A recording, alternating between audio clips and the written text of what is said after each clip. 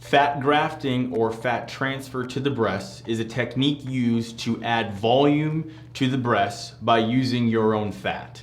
The fat is harvested or obtained by performing liposuction in areas where you don't want the fat, areas where you'd be happy for the fat to go away. So we remove the fat from those areas with liposuction. The fat is then purified and processed and then re-injected or grafted to the areas of your breast where you need more volume. The downside to fat grafting to the breast is that how much fat lives is somewhat unpredictable. In general, about 50 to 60% of the grafted fat will survive the transfer. So for that reason, I will overcorrect, meaning I'll overshoot how much fat we want to put in because I know a significant fraction of it is not going to last or persist.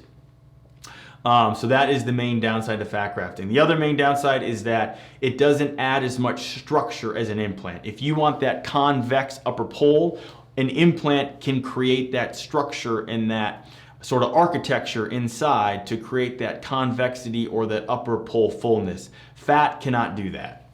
In general, fat grafting to the breast is reserved for people who want small changes, people who are getting liposuction for other reasons, and people who are getting implants but they want extra volume along their cleavage or their upper pole, areas where fat can't go. Areas where implants don't go. Fat can be placed anywhere. Implants are only positioned in a specific location.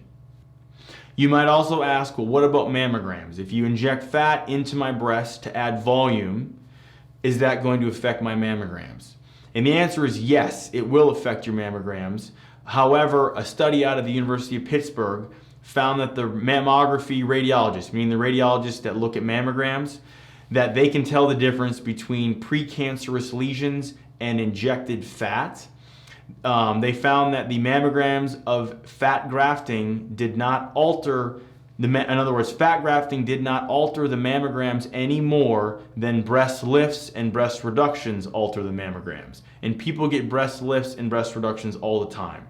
So the conclusion was that fat grafting doesn't change the mammograms any more than those operations, and therefore it is a safe procedure to do because it doesn't interfere with the radiologist's ability to detect precancerous lesions.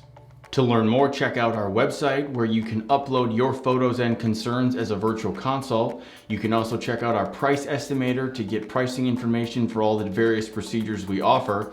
And finally, if you'd like to have your questions answered on a future podcast or Q&A video session like this, please leave a message on our SpeakPipe. You can go to our blog page and our SpeakPipe is located there.